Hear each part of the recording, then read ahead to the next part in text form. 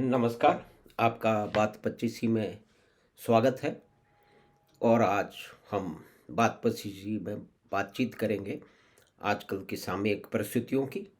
लेकिन ये सीधी-सीधी बात नहीं होने वाली है।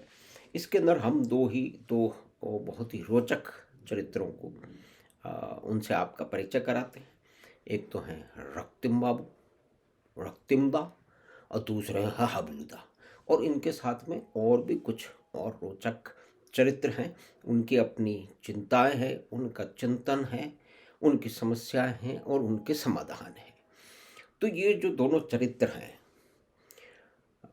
हबलूदा और रক্তিमदा, ये हमारे मित्र संतोष सिंह जी ने इनका निर्माण किया, इनको गढ़ा है। और उनके जरिए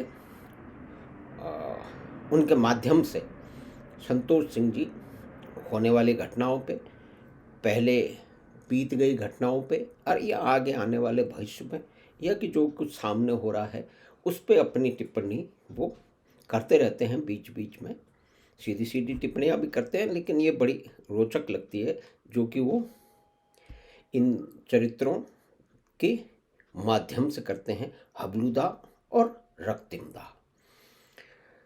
तो संतोष सिंह जी का ये जो आलेख है, ये फेसबुक पे काफ़ी दिनों से पढ़ने को मिल रहा था। तो ये विचार आ रहा था कि ये बहुत ही रोचक चरित्र हैं और इनके जरिए कुछ बात बड़े रोचक तरीके से कही जा सकती है, जिसके आयाम भिन्न होंगे। और जो एक आम आदमी की चिंता होगी, उनका एक अपना पक्ष है, एक उनका परिप्रेक्ष्य है, एक उनका अ, भूतकाल है, उनकी अपनी विचारधारा है, उनकी अपनी समस्याएं हैं।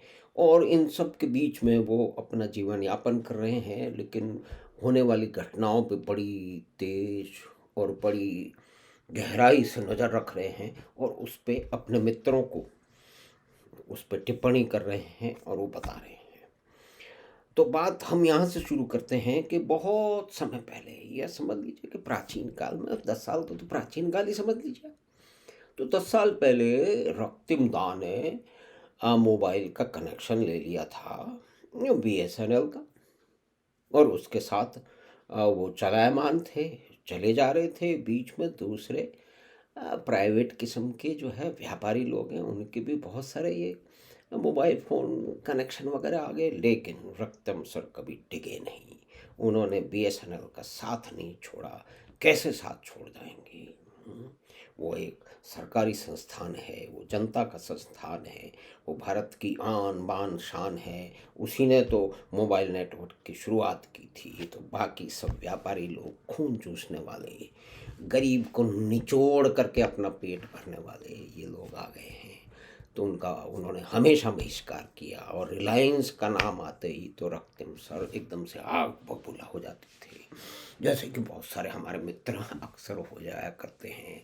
उनकी ये चिंता थी और उसमें ये बड़े मुखर थे कि ये देश को एक दिन अपनी मुट्ठी में कर लेगा, इसको रोकना पड़ेगा, इसका हम बहिष्कार करते हैं। और जो भी उनका कोई मित्र रिलायंस का और जियो का कनेक्शन कहते ये जियो नहीं, ये पियो है, ये खून पियो है, और इसमें ये पूरे देश का खून खुल जाएगा, तुम लुट जाओगे, तुम मर जाओगे। वो सब ये अपना प्रयास करते थे और वो खुद बीएसएनएल के साथ बहुत ही प्रेम से, बहुत ही भक्ति से लगे रहे। लेकिन धीरे धीरे जब उन्होंने देखा कि उनके दोस्तों के पास अधिक जानकारी है, बीएसएनएल का कनेक्शन कभी बात करते करते कट जाता है, इस तरह की समस्याएं थी। हमारे बीएसएनएल से कोई दिक्कत नहीं है, लेकिन जो उसको यूज़ करने वाले लोग हैं वो रक्तिम जो दा हैं वही बताते हैं कि ज़्यादा बात करते करते कट जाता है। तो खैर, तो वो परेशान तो लगे कि कभी बात नहीं हो रही है, कभी वो खबर नहीं देख पा रहे हैं। अब उनके बच्चे ने उनको कोई स्मार्ट कोई मोबाइल फ़ोन भी दिलवा दिया, तो उसके ऊपर वो न्यूज़ फ्यूज़ भी देखने लग गए। लेकिन बीच बीच में उनको समस्या होती तो अपने बेटे से कहते, शिकायत करते कि क्या तुम्हारा ये है, इसमें ये नहीं आ रहा। तो उसका कहता कि आप इसको बदल दो, पोर्ट कर लो। उनका पोर्ट क्या होता है? उन्होंने कहा आप जियो में पोर्ट कर लो, यानी कि इस बीएसएनएल का पिंड छोड़ दो, इसको आपने बहुत सह लिया, अब नए आयाम में एक नए उसके साथ आ जाओ। कहते जियो क्या है? तो रिलायंस करते तो वो खड़े हो गए। उन्होंने अपने पुत्र को डांटा। उन्होंने कहा तुम को शर्म आनी चाहिए, हमारे सामने रिलायंस का नाम लेता है, वो खून चूस लेगा, पूरे देश को मुट्ठी में कर लेगा, उसने आधा देश तो कर लिया है। तो ये सब काफ़ी दिन तक चलता रहा, लेकिन अंत में ऐसा हुआ कि उनके पुत्र ने किसी तरह से उनको इस बात के लिए तैयार कर लिया कि वो टेस्ट करके तो देखें, नहीं तो उनसे कहा कि भाई 1 महीने बाद आप छोड़ दें। तो वो तैयार हो गए और फिर जा पहुँचे, लेकिन उनको कई रात, कम से कम उस रात तो नींद नहीं आई कि वो BSNL को, एक पब्लिक सेक्टर एंटरप्राइज को, उनके प्रिय पब्लिक सेक्टर एंटरप्राइज को इतना पुराना कनेक्शन है, सारे दोस्तों को उसका नाम है याद है। तो उसके बच्चे ने कहा कि वही नंबर आपको मिलेगा। तो उनको थोड़ी सी तसल्ली हुई, तो उन्होंने कहा चलो नंबर तो वो ही रहेगा।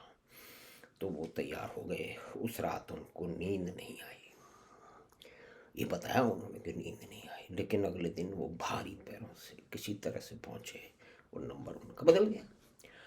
अब बदल गया तो मालूम पड़ा कि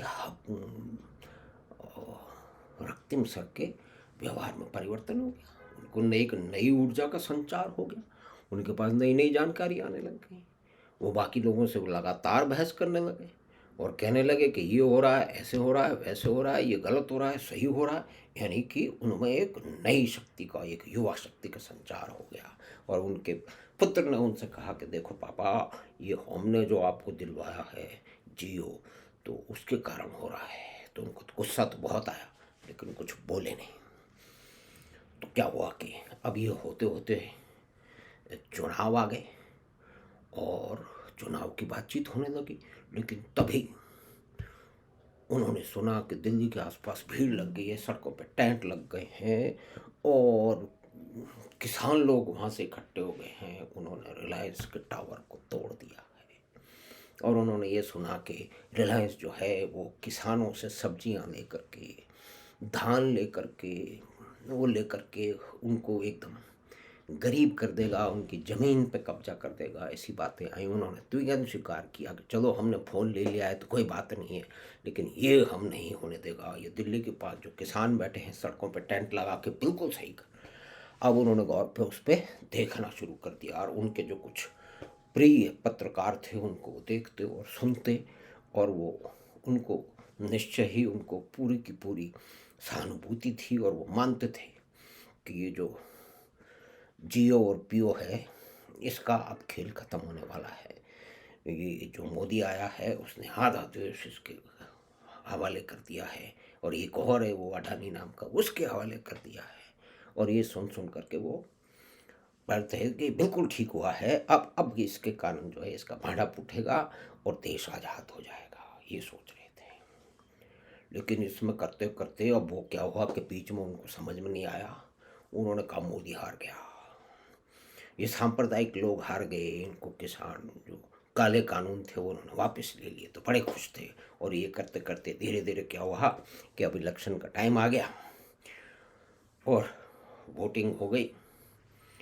आप रক্তিम सर ने बड़े ध्यान से 10 तारीख को सुबह सुबह उठ गए और उन्होंने टेलीविज़न पे पहले जो भी कुछ एग्जिट पोल आ रहे थे उससे वो बिल्कुल सहमत नहीं थे। वो कहता था ये सब चोर लोग हैं, ये सब खोजी मीडिया है, ये झूठ बोलता है।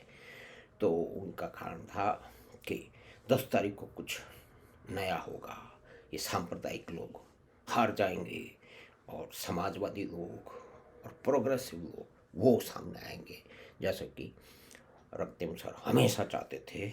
और हबलूदा भी कई बार उनसे इस बात पे सहमत होते थे। लेकिन 10 तारीख को बड़ी मुश्किल हो गई। मुश्किल ये हुई कि चारों जगह तो मोदी जीत रहा था, सांप्रदायिक लोग जीत रहे थे। तो बहुत चिंता और चिंता हो रही। उन्होंने कहा अब देखो जरूरी वस्तुओं के दाम आसमान छूने लगेंगे, देखो तो सही, आज जीना हराम हो जाएगा गरीब आदमी का। और हबलुदा भी गर्दन हिलाते हुए बोलने लगे कि देखो देखो ये दाम बढ़ गया, पेट्रोल का दाम बन गया और वनस्पति घी के दाम में भी 52 रुपये की वृद्धि हो गई, ये गरीब को मार पड़ रही है। तो साहब 10 तारीख से ही रক্তিम सर का मूड बहुत ऑफ चल रहा है, बहुत ही चिंतित है कि ये देश सांप्रदायिक गर्त में डूबा जा रहा है। वो रोकने की कोशिश कर रहे हैं, उनके दोस्त रोकने की कोशिश कर रहे हैं, लेकिन सांप्रदायिकता गर्त में लगातार एक के बाद एक नीचे नीचे नीचे जा रहा है। पूंजीवादी और सांप्रदायिक ताकतों ने हाथ मिला लिया है, और ये उनको पहले भी उन्होंने किताब पढ़ी थी, लेख पढ़े थे। वो अरुंधति राय कोई है, दिल्ली के पास रहती है, उन्होंने बिल्कुल कहा कि वो सही कहती थी, और उसने इंटरव्यू भी सुने थे कि ऐसा ही हो गया है, पूंजीवादी और सांप्रदायिक ताकतों ने हाथ मिला दिया है। अब ये गांधी, नेहरू, ज्योति बाबू का देश बचेगा कि नहीं, कैसे बचेगा? और ये चारों प्रदेश के अंदर ये सांप्रदायिक लोग हैं, एकदम बर्बाद हो जाएगा, बर्बाद हो जाएगा, देखिए।